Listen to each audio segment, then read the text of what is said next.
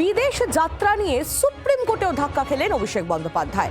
হাইকোর্টের মামলা ফেরালো supreme court, মামলায় হস্তক্ষেপই করল না শীর্ষ আদালত। কলকাতা হাইকোর্টেই শুনানি হবে। চোখের চিকিৎসার জন্য অভিষেক বন্দ্যোপাধ্যায় আর কি বিদেশ যেতে পারবেন, এই প্রশ্ন এই মুহূর্তে ওঠা শুরু হয়েছে। আপনারা জানেন, হাইকোর্টে চোখের চিকিৎসার জন্য বিদেশ যাত্রার আবেদন জানিয়েছিল অভিষেক বন্দ্যোপাধ্যায় এবং তারপর হাইকোর্টের তরফ থেকে একেবারে পরিষ্কার বলে দেওয়া হয় যে আপনি রাজ্যে চিকিৎসা করান, আমাদের রাজ্যে এমন কোনো রোগ নেই যার চিকিৎসা হয় না, আপনি এসএসকেএমে গিয়ে কথা বলুন, প্রয়োজন পড়লে আপনার জন্য মেডিকেল বোর্ড তৈরি করে দেওয়া হবে, এমনটাও হাইকোর্টের তরফ থেকে জানানো হয়েছিল। কিন্তু তারপরেও সুপ্রিম কোর্টে আবেদন জানান অভিষেক বন্দ্যোপাধ্যায়, আর সুপ্রিম কোর্টও এবার সেই মামলা ফিরিয়ে দিল হাইকোর্টে। হস্তক্ষেপই করল না শীর্ষ আদালত।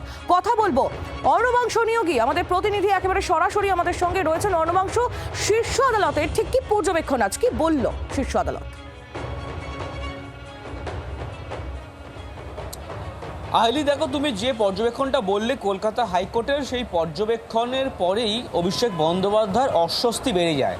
কারণ অভিষেক বন্দ্যোপাধ্যায়কে রাজ্যের এসএসকেএম হাসপাতালে চিকিৎসা করানোর জন্য পরামর্শ দিয়েছিলেন বিচারপতি।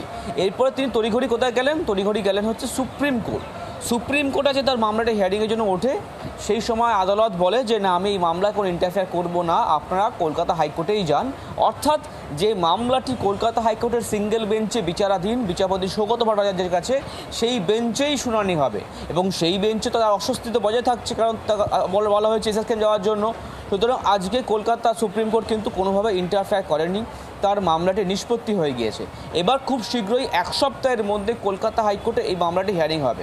তোমার অবশ্যই মনে থাকবে যে তার এই মেডিকেল সার্টিফিকেট যা তিনি হিয়ারিং বা মামলা করা দিয়েছিলেন, সেখানেও কিন্তু কনফিউশন রয়েছে। সেটা ডাক্তারের যে মেডিকেল সার্টিফিকেট ভুয়ো না ঠিকঠাক, সেটা নিয়েও কিন্তু মেডিকেল কাউন্সিলের কাছে একটা প্রেয়ার দেওয়া হয়েছে। রাজীব সরকার এই প্রেয়ার দিয়েছেন। কিন্তু আগামী 1 সপ্তাহের মধ্যে সুপ্রিম কোর্ট বলেছে যে কলকাতা হাইকোর্ট এই মামলাটি শুনবে, অর্থাৎ বিচারপতি সৌগত ভট্টাচার্য ঠিক করবেন যে তাকে বিদেশ যাওয়ার পারমিশন দেওয়া হবে কি হবে না। একেবারেই। অর্ণবাংশ, ধন্যবাদ তোমায়। অর্ণবাংশ নিয়োগী আমাদের প্রতিনিধি আমাদের সঙ্গে ছিলেন। কলকাতা হাইকোর্টের তরফ থেকে 1 সপ্তাহ পর কি পর্যবেক্ষণ দেওয়া হয় সেদিকে নজর থাকবে।